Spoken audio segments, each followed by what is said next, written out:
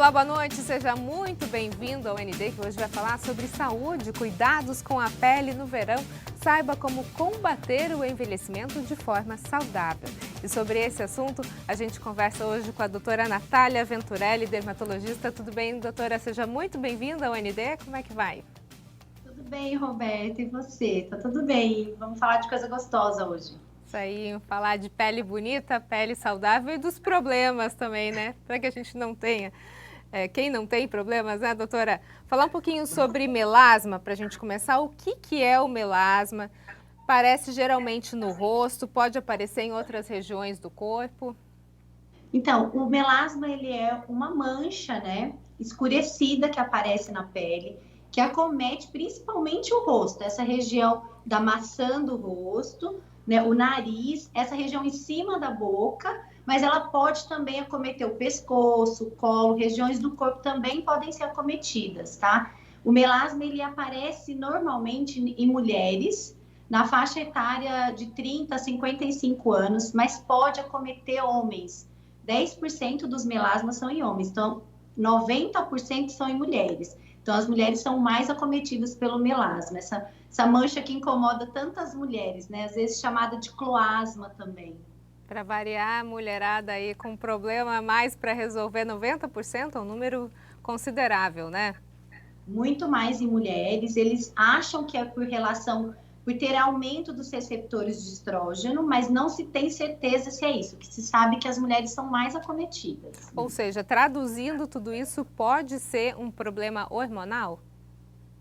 Não se sabe a causa ao certo do melasma. O que se sabe é que ele tem relação com alterações hormonais, principalmente com a exposição solar, pode ter relação até com estresse.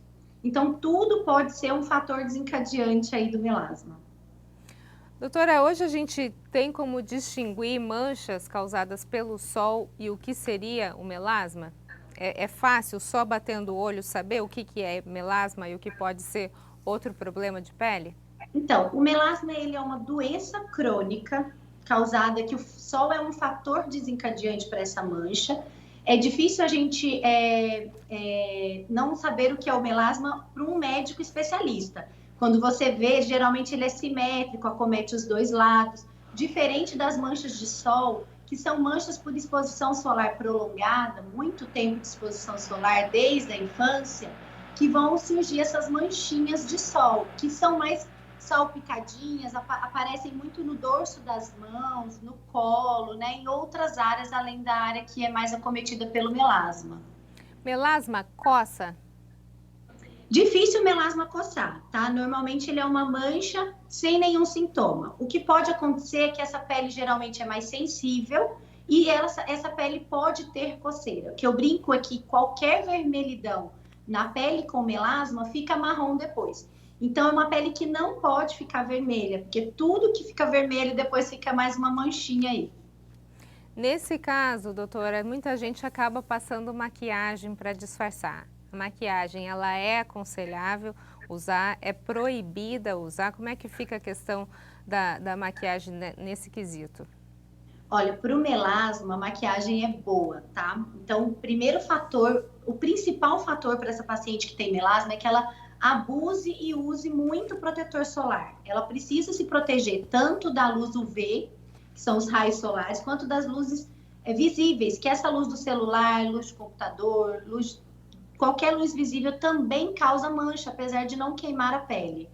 E aí a maquiagem, ela tem geralmente um óxido de ferro, que está presente também em alguns protetores com cor, naquele pozinho que tem proteção solar. E esse óxido de ferro, ele deixa a luz bater e refletir. Isso é muito importante. O melasma tem que estar bem coberto. Então, além do protetor solar, ela pode utilizar sim a maquiagem para cobrir ainda mais essa mancha, para que não tenha contato com nenhuma luz. Depois de descoberto o melasma, quais são os tipos de tratamento, então? Então, o melasma, ele pode acometer várias camadas da pele e quando ele está só na camada mais superficial, ele responde logo, rapidamente, com qualquer tratamento estabelecido.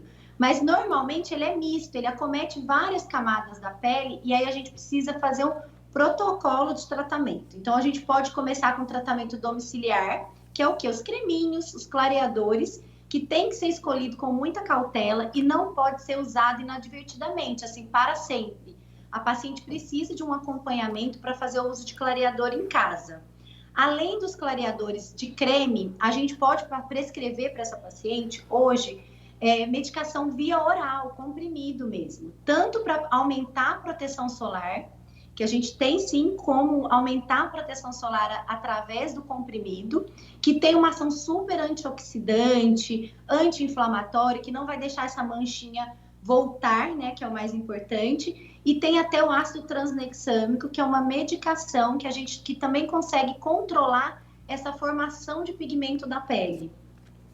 Doutora, a senhora falou anteriormente que o melasma ele acomete várias etapas, né? Várias fases da pele. Não sei se seria exatamente essa a palavra.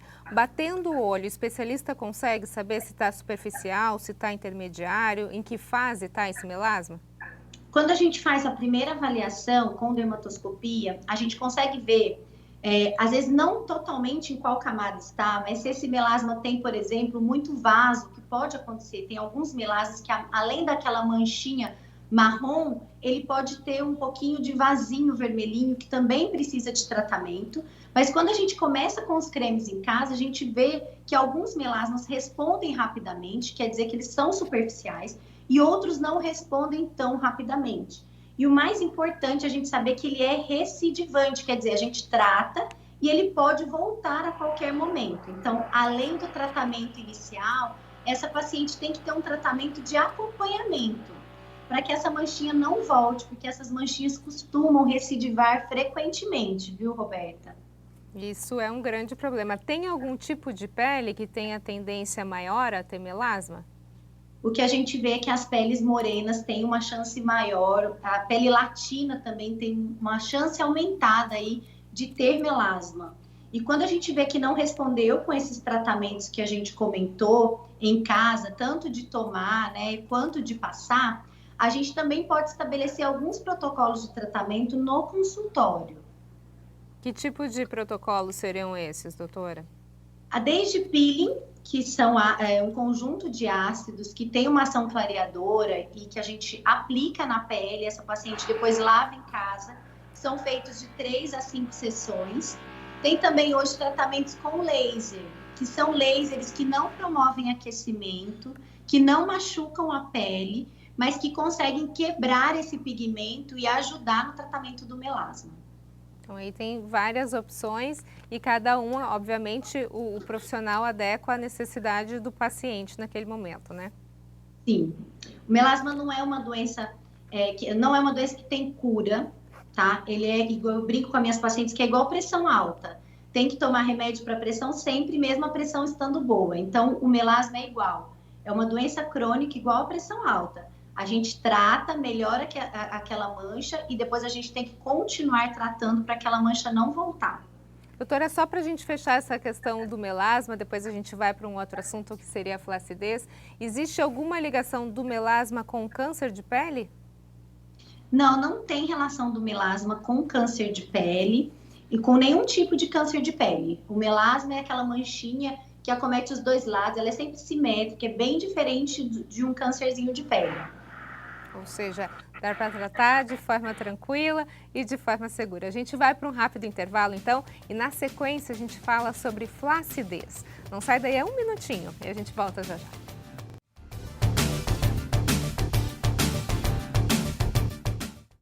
ND está de volta. Nosso assunto de hoje é como ter uma pele saudável. Saiba como combater o envelhecimento de forma muito saudável. Sobre isso a gente está conversando então com a dermatologista a doutora Natália Venturelli.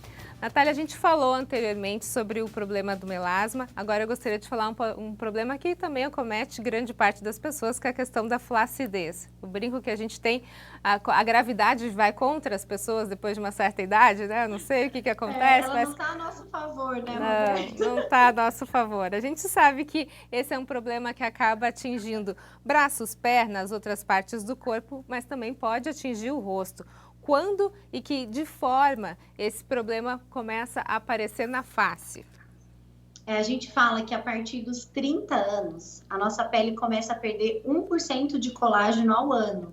E o colágeno é uma proteína muito importante para dar estrutura, para dar sustentação, para dar viço para a nossa pele. E aí, quando a gente começa a perder colágeno, a gente começa a sentir os sinais de flacidez, tanto no rosto quanto no corpo. E quando o nosso hormônio também vai diminuindo com a idade, isso também prejudica essa formação de colágeno. E o rosto realmente é o primeiro lugar que a gente começa a sentir, até porque a gente se vê muito, né? A região do pescoço também é muito acometida. Então, acho que por volta dos 30 anos a gente já consegue estabelecer alguns tratamentos preventivos para essa flacidez, né? Fazer o que a gente chama na dermatologia de poupança de colágeno. Dá para assegurar, então, esse colágeno? Dá para a gente fazer uma poupança, ter um excedente aí guardado?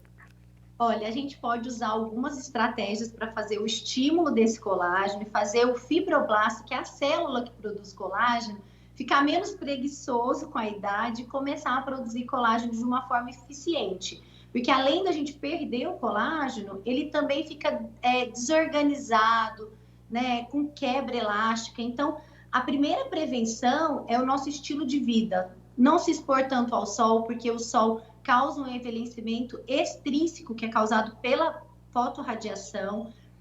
Bons hábitos de vida também contribuem, beber bastante líquido, ter uma alimentação saudável vai te ajudar. E além disso, a gente pode abrir mão de inúmeros tratamentos, tá? Desde o colágeno via oral, que a gente pode repor para essa paciente, até os tratamentos em consultório, que vão desde um bioestimulador até aparelhos que estimulam colágeno. Agora a gente vê nas redes sociais, né, muita gente dando muito pitaco, doutor, em relação a isso. E está muito na moda agora a ginástica facial. Não sei se é fazer careta, o que que dá para fazer. Isso acaba estimulando ou acaba dando mais ruga ainda? Então, quando a gente fala da ginástica, a gente está falando da flacidez muscular desse rosto, né? E quando a gente vai ficando mais velho, né? Quando a gente vai envelhecendo, a nossa musculatura tende a ficar já mais forte e a gente fica mais assimétrico, começam a ressaltar as simetrias daqueles músculos que a gente utiliza mais. Então, a ginástica, ela é como se fosse o inverso do que a toxina faz, né? Ela está fortalecendo ainda mais essas assimetrias. Então, eu acredito que o uso da toxina de uma forma bem eficiente, a gente consiga resultados melhores aí para as ruguinhas e para o envelhecimento muscular do que apenas a ginástica. Aí, então, uma dica boa. E quando a gente fala aí desse mecanismo, a gente está falando do conhecido Botox, é isso? É isso mesmo. A toxina botulínica, né, o Botox, ele atua na musculatura. E aí ele age naquelas ruguinhas de expressão. Então, quando você faz a expressão de bravo, quando você está com o rosto muito cansado, parece aquelas ruguinhas na testa, pezinho de galinha, mas ele também é utilizado para corrigir assimetrias musculares. Às vezes, uma hipertrofia dessa região que causada pela mordida, a gente pode tratar as ruguinhas do pescoço, e é um tratamento utilizado há muitos anos, né? Que a gente tem, aí não é uma novidade, é um tratamento feito há muitos anos em consultório. Falando um pouquinho agora sobre a questão dos preenchedores, preenchimento com ácido hialurônico é uma das técnicas bastante procuradas, principalmente nessa época do ano? É sim, vai chegando esse final de ano. Eu acho que esse ano foi um ano especial, as pessoas estão se vendo mais em videoconferência, então as pessoas têm... antes a pessoa via outras pessoas, hoje ela se vê na câmera, então ela tem procurado sim fazer tratamentos estéticos, dessa junção da toxina botulínica com o preenchedor, a gente consegue trabalhar muito bem o processo do envelhecimento.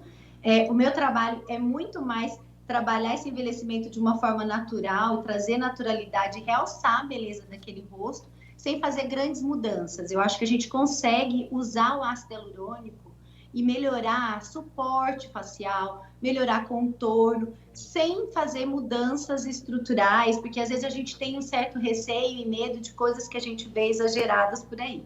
Mas o ácido hialurônico, ele está presente em todo o nosso corpo e a gente vai perdendo esse ácido hialurônico com o tempo. Então, uma forma de repor são os preenchedores de ácido hialurônico.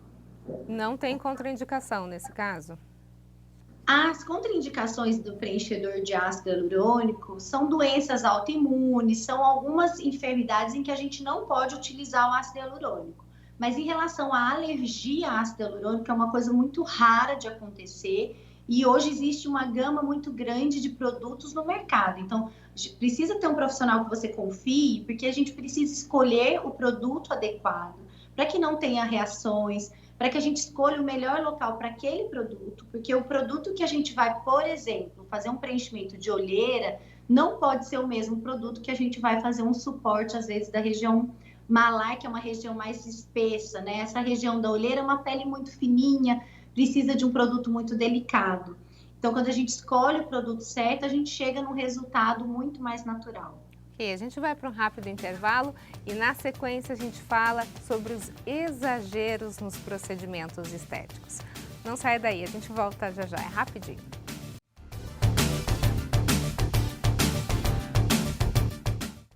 ND está de volta, nosso assunto de hoje, saúde. Saiba como combater o envelhecimento de forma saudável. E sobre esse assunto a gente está conversando com a doutora Natália Venturelli, dermatologista.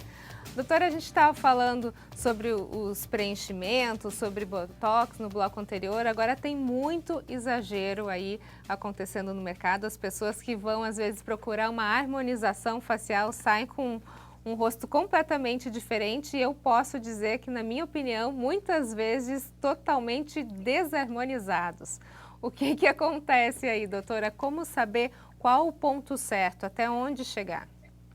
Hoje a gente fica até com medo, porque realmente existe uma desarmonização, né? Porque as pessoas têm exagerado muito nos preenchedores. O preenchedor de ácido hialurônico, ele faz uma reposição muito importante, né, dos coxinzinhos de gordura, do envelhecimento ósseo, mas existe aí uma matemática da beleza, em que a gente pode saber os nossos limites em como embelezar um rosto sem modificar a estrutura. Existem curvas no rosto que precisam ser respeitadas, não é simplesmente apagar aquela ruga jogando um ácido hialurônico. A gente precisa estruturar, a gente consegue fazer com ácido hialurônico, por exemplo, um lifting não cirúrgico, fazer os pontos de sustentação facial, mas sem exageros. O que a gente tem visto por aí é que as pessoas têm colocado um excesso de preenchedor e aí a gente fica com os rostos parecendo um rosto, às vezes, que não é daquela pessoa e que, às vezes, quando ela está parada, fica até belo, mas quando ela começa a se movimentar, aquilo não está harmônico, não está bonito, né? Não está belo. Parece um então, boneco, a gente precisa ter cautela. Ventríloco, aqueles... Ventríloco, é. E hoje, assim, o ácido hialurônico, ele pode ser retirado, né? A gente tem uma enzima, que é a hialuronidase, em que a gente pode reverter esses exageros, né? Então, a gente tem esse produto em consultório e isso tem sido cada vez mais frequente, né? A gente usar a hialuronidase para retirar exageros. Então, precisa ter aí uma cautela tanto do profissional quanto do paciente aí no uso dos ácidos hialurônicos. Diferente do Botox, né, doutora? O Botox colocou paciência, você tem que esperar o prazo de vencimento dele. Os preenchedores não, é isso? O Botox, ele tem uma durabilidade aí em torno de 4 meses, né? De 3 para 4 meses. E aí depois a gente já precisa de outra aplicação, né? Já perdeu toda aquela função que ele estava na musculatura, aquele músculo já volta a movimentar. E a paciente não deve fazer nenhuma aplicação antes dos 4 meses, porque ela pode fazer um efeito de vacina e aquele Botox, a toxina botulínica, para de funcionar, de fazer efeito. Já o ácido hialurônico, a gente tem aí o antídoto, né? A hialuronidase, que é uma enzima que quebra esse ácido hialurônico, que pode ser usado tanto para a gente tirar exageros, ou às vezes uma bolinha de produto que ficou, que está incomodando aquela paciente, a gente pode retirar com a hialuronidase, quando acontece alguma complicação, porque todo procedimento injetável, ele tem riscos, não pode ser banalizado, a gente tem riscos com os procedimentos injetáveis. E quando um preenchedor, por exemplo, acomete um vaso, que tem um risco aí de necrose, tem complicações, a gente também pode usar a hialuronidase para dissolver o ácido hialurônico e evitar complicações. E sai na hora isso? É imediato o efeito? O efeito da hialuronidase é imediato, né? O profissional que está acompanhando o paciente, ele precisa ficar atento aos sinais de complicação. Esse paciente precisa, se tiver uma complicação, ficar no consultório e ser avaliado a cada hora, porque às vezes precisa de mais de uma aplicação de hialuronidase. Tá aí, então, as dicas da doutora Natália Venturelli, levar a sério a nossa saúde, levar a sério, muito a sério, a nossa pele, né, doutora? Não só no verão, durante o ano inteiro, mas principalmente nessa época do ano. Com certeza, a nossa pele é o nosso cartão de visita, né? E tem inúmeras doenças que se manifestam na pele, e os procedimentos estéticos estão aí para ajudar na autoestima das pacientes, mas a parte da saúde é sempre em primeiro lugar. Inclusive, essa semana eu atendi uma paciente que foi para fazer toxina e tinha uma lesãozinha que era um câncerzinho de pele. Então, aí, peraí, a gente muda todo o trajeto, vamos tratar essa lesão primeiro e depois a gente vai procurar os procedimentos estéticos. Isso aí, levar com muita seriedade. Doutora, muito obrigada pelas suas informações. Sucesso. Obrigada, Roberta. Um abraço. O ND fica por aqui. Uma ótima noite para você. Fique agora com o Jornal da Band. A gente se vê. Até mais.